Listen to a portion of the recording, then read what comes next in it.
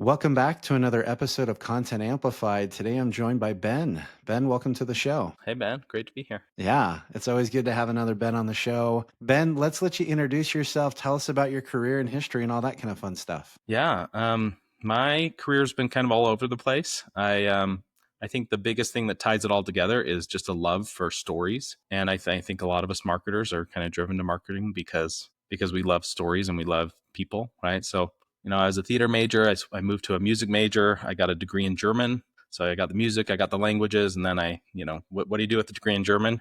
You move to China. So I moved to China for 4 years, and over there, I taught and then got into management, got really into business, entrepreneurship. Started a company with my wife, met my wife over there, and started a couple companies. One was a success, and we sold it, and the other one was a learning experience. And I realized that I needed to learn a little bit more about entrepreneurship and marketing. So I moved back to the U.S. from China and did an MBA, and then I've been really in the Angel Studios world for the last 4.5 years, almost 5 years. Where I'm the director of product growth market. And so a lot of what I do is the internal user experience, marketing to our existing users, trying to get them to join our membership. We just passed 1.1 million members, which is awesome. And so I've been involved in that in the last, we basically went from, we had 6,000 members when I started about 18 months ago, 19 months ago. So we've gone from basically zero to over a million in that time. And I also plan out all of our releases. So we're constantly releasing 2 new movies every week. We license a lot of those and releasing new series. We got a lot of really cool stuff coming up this year. We've had a lot of stuff in theaters. I'm sure the listeners have seen some of those. If you look out for Angel or Angel Studios, you'll see our logo. And we're putting one in called The Last Rodeo in theaters on May 23rd. So that's our next one. That's amazing. I love that. I did not realize that was your studio. I totally have it on my list of movies to go see. So I love that. That's cool. Yeah, The Last Rodeo. Yeah, it looks good. It looks really good. It's going to be fun. I think it's very different than what's out there, and we're going up against Lilo and Stitch and Mission Impossible, so we'll see how we do. But we've done pretty well the last couple. So That's amazing. I love it. Well, Ben, we're going to talk about democratizing content direction. So, for anyone, myself included, when I saw this phrase, when you said, "Hey, this is something I care about," I Googled it, right? And looked into all this kind of stuff. But when we say that phrase, what does that mean to you? at Angel Studios, we have a book that we talk a lot about, which is called The Wisdom of Crowds. And in that book, they talk about going to a fair and there's a massive jar of M&Ms, right? And everyone's guessing how many M&Ms there are, or maybe there's a cow and everyone's guessing the weight of the cow, right? And whoever gets closest wins it, right? And what they found is if you take all the guesses of everyone who guessed how many M's there are or the weight of the cow, it's almost exactly right on, right? If you take the average, if you look at every single person, so as a group, people are better at deciding what's right than any one individual. And so that's a guiding principle at Angel Studios, and that's actually how we decide all of our everything that we release, all of our content, all of our we don't really use the word content as much when we talk about our movies and our film, our TV shows, because these cost millions of dollars instead of like a TikTok or something you do on social media that's a little bit more less expensive. But any of the things that we're putting out into the world, we have that go through our Angel Guild, which we 1.1 million members. Not all of them are voting all the time, but there's many of them are voting on every single thing that we're considering putting out as a studio. So I love that. So to walk through this process, what is the Angel Guild? How does it work? How do you interact with it? Because I think this concept is universally applicable. And I think sometimes we're a little afraid to kind of put our ideas out there and kind of get feedback. How does it work for you? Yeah, and the origin of this is really crowdfunding, right? Angel Studios was originally a company called VidAngel. It was in a lawsuit with Disney and said, "Hey, all of our fans, we're not going to survive this lawsuit, but if you invest in us, if you support this crowdfund, then we'll fight our legal battle." And there was thousands and thousands of people that invested over $10 million. And that was through a Reg CF crowdfund. And so that's the history of our company. And then from there, we as a company said, maybe we should just apply this to everything we do, right? And so the next one was a show called The Chosen. Many of you might know. And for The Chosen, they had a very short, we call it a torch, which is kind of an example of what it could be, right? It comes from the Statue of Liberty. The Statue of Liberty, it was actually crowdfunded. It was a torch that they made, and then they brought it around and said, "Hey, we're going to make an entire statue, and this is just a torch, right? And see if you can back this, right? And they crowdfunded the Statue of Liberty, and that's how that was made.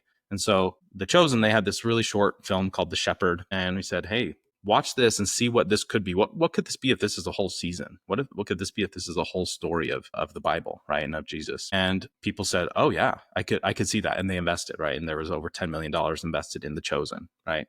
And so that's the history of how we democratize content. How it works now is if you join the Angel Guild, anyone can join it.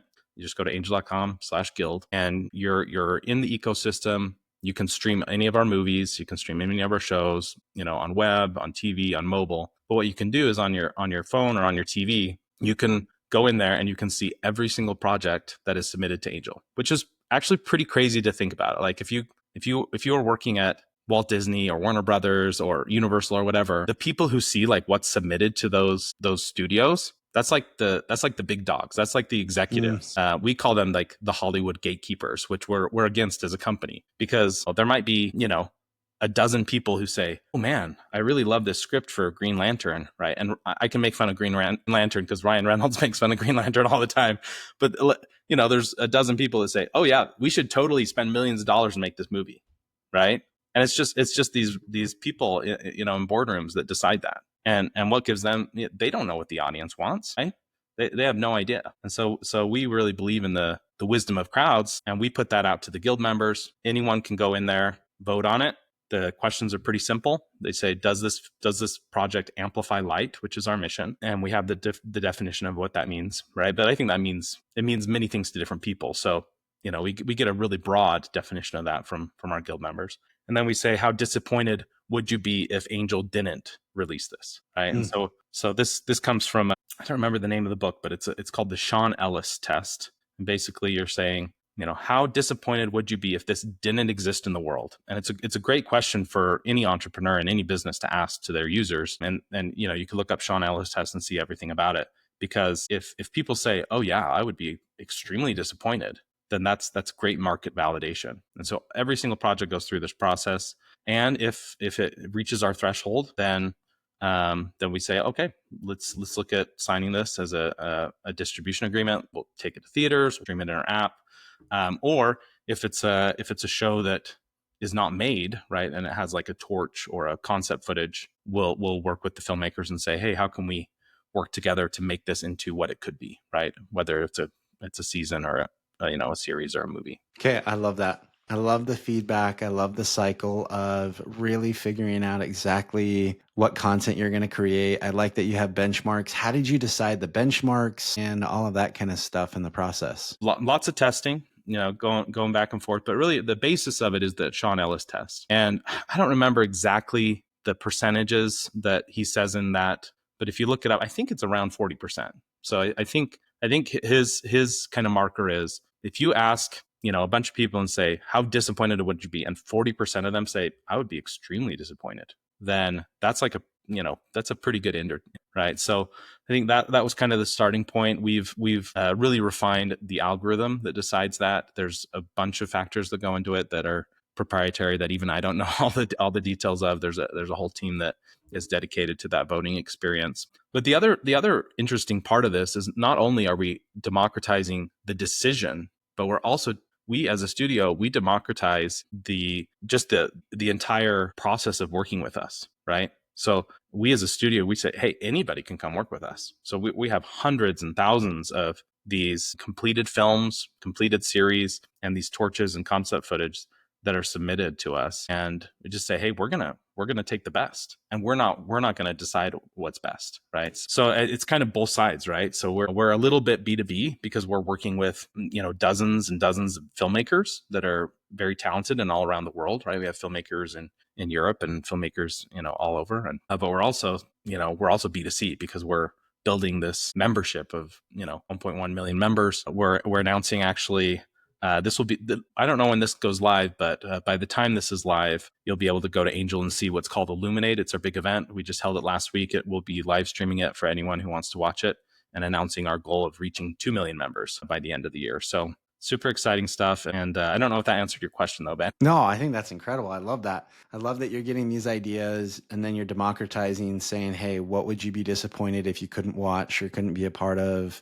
Okay, that's amazing. So when you've decided on a project and you were sharing something with me before we click record, you're kind of building in extra layers into your content as of late as well. It seems like you're building really cool partnerships to kind of like, I don't know, again, I say layers because I can just see all of the different components that go into creating this content. Do you mind sharing what that looks like for your business? Yeah.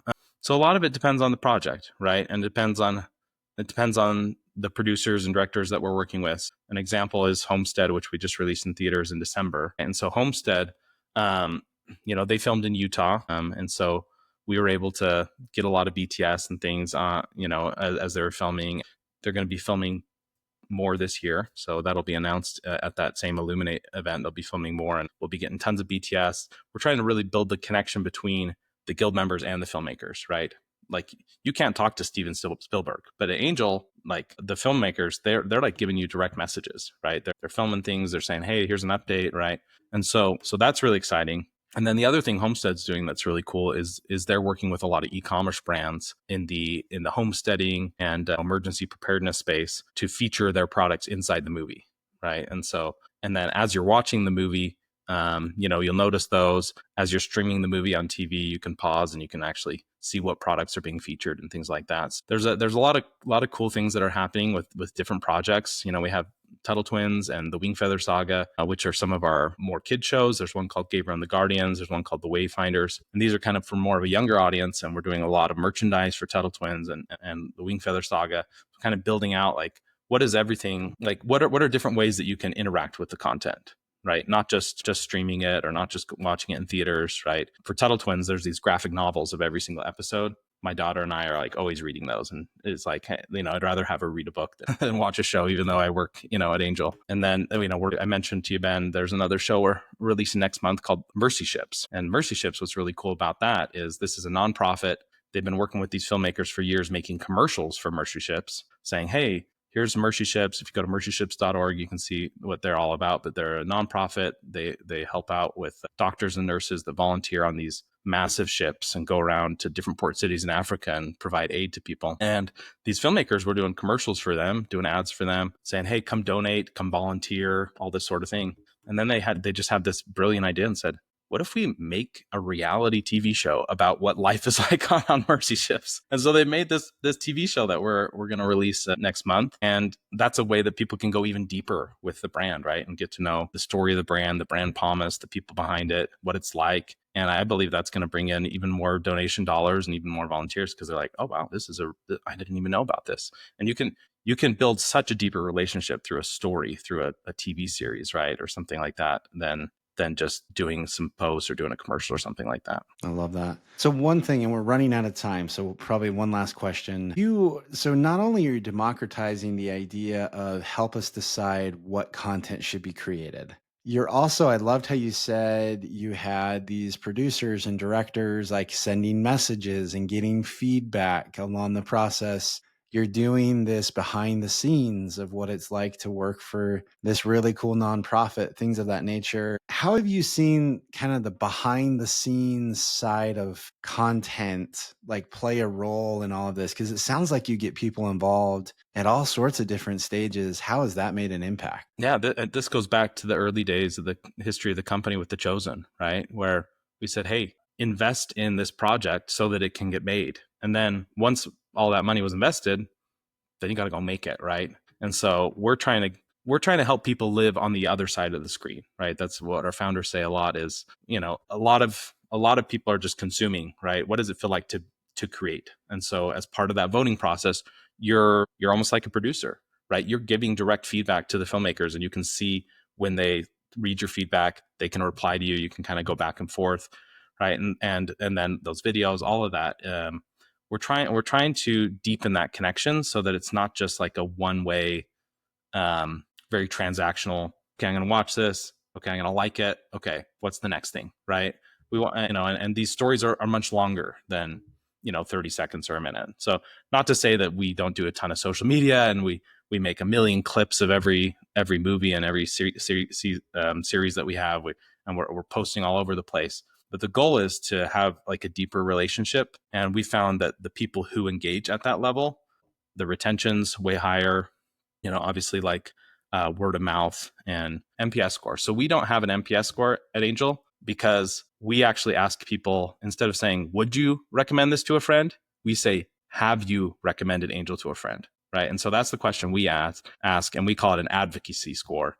Right. And we're in about the 90s. Right. So about 90% of the people that fill out our surveys, right? And there's a little bit of bias there, but 90% of people that are our customers, not only would they recommend, but they are recommending Angel to their friends. And I think it's just a deeper connection that we're trying to build, and a really long-term relationship. I love that. Okay, there's so much to unpack from this episode. Ben, thank you. This has been amazing. If anyone listening to this episode wants to reach out and connect with you online, how and where can they find you? Best place is probably LinkedIn, although I don't check my DMs too much, but you can look up Ben Anderson, Angel Studios. You'll see me there on LinkedIn. I do have a website, Benny Thomas, BENITHOMAS.com. And that is where I do some of my music. And I've released a couple songs, and I'm working on a crowdfund and a Kickstarter, and working on an album, 18-song album about the last 18 years of my mental health. So that's kind of a personal project, but I'll be updating things there as well. But I think LinkedIn is probably the best place to connect. Perfect. And for anyone listening, we will have links in the show notes below. So scroll down and you can connect with Ben on all these different platforms. Ben, again, thank you so much for the time and insights today. We really appreciate it.